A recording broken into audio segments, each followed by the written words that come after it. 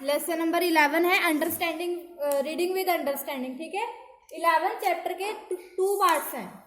11.1 है उसमें अलग स्टोरी दी हुई है और 11.2 जो है उसमें अलग स्टोरी दी हुई है।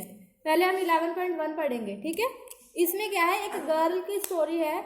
इसमें ये बताया हुआ है कि जैसे जो लेबर क्लास होते हैं, जैसे जिनके बच्चे लेबर करते हैं, जो खुद भी पेरेंट लेबर करते हैं, जैसे मजदूर हो गए, ठीक है। जब उनको ये कहा गया है कि जो लड़के होते हैं जब वो किसी फैक्ट्री में या कहीं पे भी काम करते हैं तो उनको तो पैसे मिलते हैं, लेकिन जो लड़कियां हैं जो घर में काम करती हैं, जब उनके पेरेंट्स लेबर करने या काम पे चले जाते हैं, जो छोटी गरीब घर की लड़कियां होती हैं, ठीक है, वो क्या करती है, जंगल से लकड़ी काट के लाती हैं, अपने छोटे भाई बहन होते हैं जो उनको संभालती है, घर में खाना बनाती है, सफाई करती हैं, तो उनको लेबर क्यों नहीं मिलती, ठीक है। ये उस चीज के ऊपर है कि जो बॉयज है अगर वो किसी फैक्ट्री में काम कर रहे हैं उनको तो पैसे मिलेंगे, तनख्वाह मिलती है उनको, है ना, सैलरी मिलती है, लेकिन उन लड़कियों का क्या है जो सारा दिन घर में काम करती है, उनको क्यों नहीं मिलते पैसे, ठीक है। ये स्टोरी है, अभी मैं इसको पढ़ रही हूँ। Girls in a particular have no time for childhood. अगर देखा जाए तो लड़कियों के पास चाइल्डहुड जीने का टाइम ही नहीं है उनके पास ना, लड़कियों के पास जो बचपन है उसके लिए समय ही नहीं है कि अपना बचपन वो बिता पाए, ठीक है। Most of the work done by them is carried out in domestic setting. उनका बहुत सारा काम जो है घर की, डोमेस्टिक है तो घर की कभी कुछ करना इसी में ही निकल जाता है, घर के कामों में ही निकल जाता है लड़कियों का ज्यादातर time. People do not consider is as a labour. लेकिन जो लोग हैं वो इसको एज अ लेबर समझते ही नहीं है, वो समझते ही नहीं है कि लड़कियां जो घर में इतना काम करती है सुबह से शाम तक, वो लेबर नहीं है क्या, उनको पे क्यों नहीं करते हैं वो लोग। The domestic labour done by girls may be full time. जो डोमेस्टिक लेबर लड़कियां करती है वो फुल टाइम भी हो सकती है, सुबह का खाना बनाना, सफाइयाँ करना, कपड़े धोना और फिर रात तक लगी रहती है, ये फुल टाइम भी होती है। And against their development also, और उनकी डेवलपमेंट के अगेंस्ट भी होती है। डेवलपमेंट के अगेंस्ट कैसे, उनके विकास में वो बाधा आती है। अगर कोई लड़की फ्री होगी तो वो पढ़ाई की तरफ जाएगी, कोई नई स्किल सीखेगी या फिर कुछ अपना लाइफ को एंजॉय करेगी, कहीं घूमेगी, मतलब ये सब उसको नहीं मिल पाता। क्यों? Because she is busy in domestic works, ठीक है, वो अपने घर के कामकाजों में ही बिजी रहती है। But it is incapable and necessary for survival. लेकिन ये जरूरी भी है सर्वाइवल के लिए। अगर वो घर में कामकाज नहीं करेगी तो क्या होगा, उसके जो पेरेंट हैं जो लेबर क्लास हैं, अगर वो काम पे गए हैं, घर पे कोई काम नहीं संभालने वाला होगा तो वो लोग भी कैसे जाएंगे। तो ये जरूरी भी है एक तरफ से अगर देखा जाए। The labor put in by girls is not recognized because it is not paid for. जो लेबर है ये लड़कियों के लिए रिकॉग्नाइज की नहीं जाती, क्यों नहीं, इसको जरा उसमें ध्यान में रखा जाता, क्योंकि इसके लिए उनको पैसे नहीं मिलते, उनको पे नहीं किया जाता। The task of nurturing has no visible market value. Nurturing क्या होता है, जो वो पालन पोषण करती हैं अपने छोटे भाई बहनों का। तुमने देखा होगा जो लेबर क्लास के बच्चे होते हैं सड़क के किनारे, जिन्होंने झुग्गी वगैरह बनाई होती है, टेंट वगैरह लगा के रहते हैं, वो छोटे छोटे भाई बहनों को गोदी में लेके घूमती रहती है ना, छोटे छोटे बच्चे ही, तो वो क्या करते हैं, उनकी नर्चरिंग में लगे रहते हैं, उनके पालन पोषण में भी अपना टाइम जो है वेस्ट करते हैं इतना।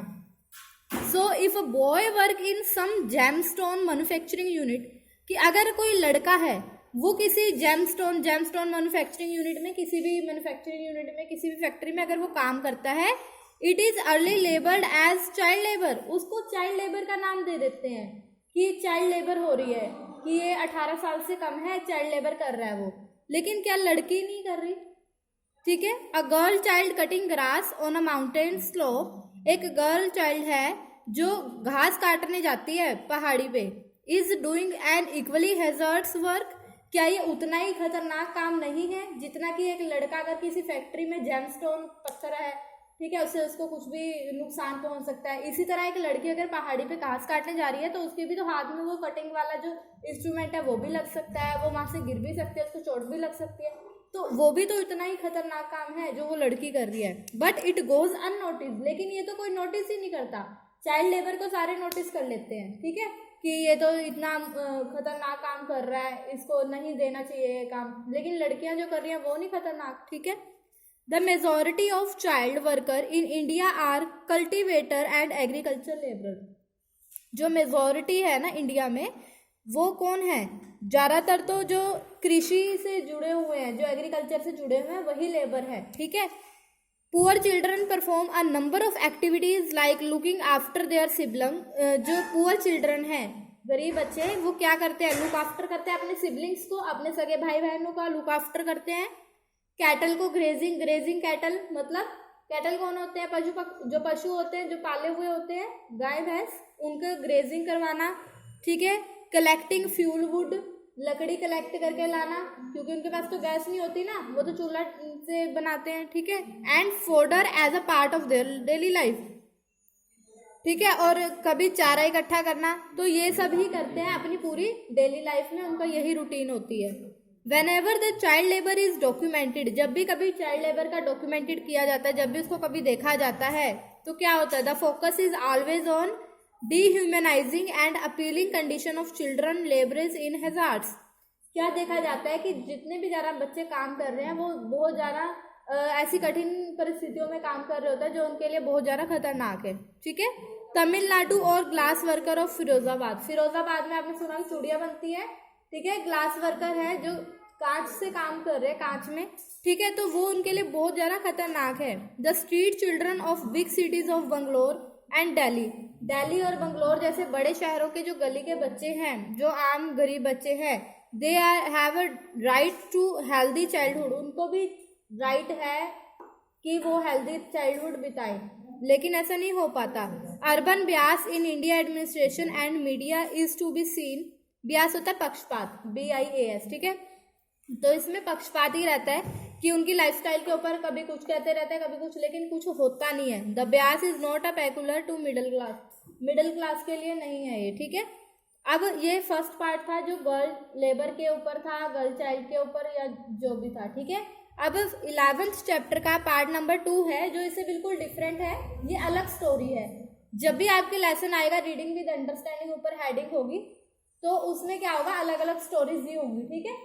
तो एक स्टोरी तो ये है, अब दूसरी स्टोरी है, ये जस्ट पैसेजेस की तरह है, सिंपल स्टोरीज है। अगली स्टोरी है 11.2, जिसमें लिखा है copra is primary use for extracting oil. Copra क्या होता है भाई? कोकोनट होता है, उसके जो वाइट होता है उसको बोला गया है, ठीक है। कोपरा क्या है? वो ऑयल निकालने के लिए यूज होता है, ठीक है। India produce 4.5 lakh ton of coconut oil. जो इंडिया है, इंडिया में नारियल का तेल 4.5 लाख टन तक निकालते हैं, ठीक है।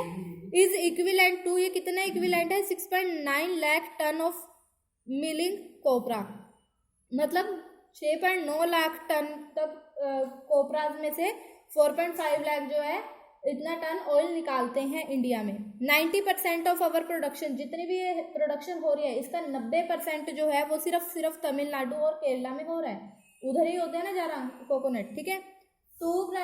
Two primary substitutes of coconut oil are palm oil and palm kernel oil. इसके 2 सब्सटीट्यूट हैं, इसको 2 पार्ट में उन्होंने डिवाइड किया हुआ है। जैसे हम कहते हैं एक तो कच्चा होता है, ठीक है, एक प्रॉपर यूज के लिए होता है, तो इस तरह से 2 हैं। पाम ऑयल जो है वो कंप्लीट करते हैं, उसको कोकोनट ऑयल के साथ ऐड करके उसमें कुछ और सीगमेंट डाल देते, सीगमेंट मतलब कुछ और चीज़ें जो जरूरी होती है वो डाल देते हैं। Palm kernel oil comes under the non edible oil, वो नॉन एडिबल ऑयल के अंदर आता है। Palm oil lets the Indian import scene, ये जो है इम्पोर्ट भी किया जाता है। And but coconut oil demand has come down, लेकिन आज के टाइम में जो है कोकोनट की जो डिमांड है ऑयल की वो कम हो गई है। डिमांड फॉर कोकोनट बेस्ड कोमोडिटीज़, लेकिन जो कोकोनट बेस्ड कोमोडिटीज़ है, जैसे पैक्ड कोकोनट, पैकेट में आते हैं कोकोनट, जो उसका चूरा किया हुआ होता है उन्होंने, है ना, इस तरह से पाउडर फॉर्म में। और वाटर भी आता है, water, coconut water, coconut cream आती है। तो इन सब चीज़ों की ज़्यादा होगी है नीड, और कोकोनट ऑयल की कम होगी है, ठीक है, क्योंकि ऑयल के कंपैरेटिव में बहुत सारे और भी ऑयल आ चुके हैं इसलिए। But the problem is that competition is in the area not easy, लेकिन प्रॉब्लम ये है कि जो कंपटीशन है इस एरिया में वो आसान नहीं है। A sachet of 200 ml of coconut water bottle cost 13, 200 millilitre जो कोकोनट वाटर है वो 13 रुपये का मिलता है, which is much more than the price of bottle of soft drink, जो बहुत ज़्यादा है। एक soft drink, soft cold drink को बोलते हैं सॉफ्ट ड्रिंक, तो कोल्ड ड्रिंक के रेट से बहुत ज़्यादा महंगा है ये। फिर भी कंपटीशन में होने के बावजूद भी it faces stiff competition from other natural drink like package milk. ये बहुत ज़्यादा स्टिफ कंपटीशन जो है इसका किसके साथ, जो अदर ड्रिंक है, मिल्क ड्रिंक है, उसके साथ कोकोनट वाटर का। ठीक है, तो ये स्टोरी थी 11.2 जो बिल्कुल अलग थी। ठीक है, तो 11 चैप्टर में 2 पार्ट हैं, दोनों के क्वेश्चंस आएंगे, दोनों के बेस पे अलग अलग है। आपको समरीज लर्न होनी चाहिए प्रॉपर, बस उसके अलावा आपको 1 मार्क्स में क्वेश्चन आ जाए, चाहे ऐसे टाइप में आ जाए। ठीक है, डन है। अगर किसी को समझ नहीं है तो वीडियो को दोबारा चला के समझो। ठीक है जी, चलो, थैंक यू।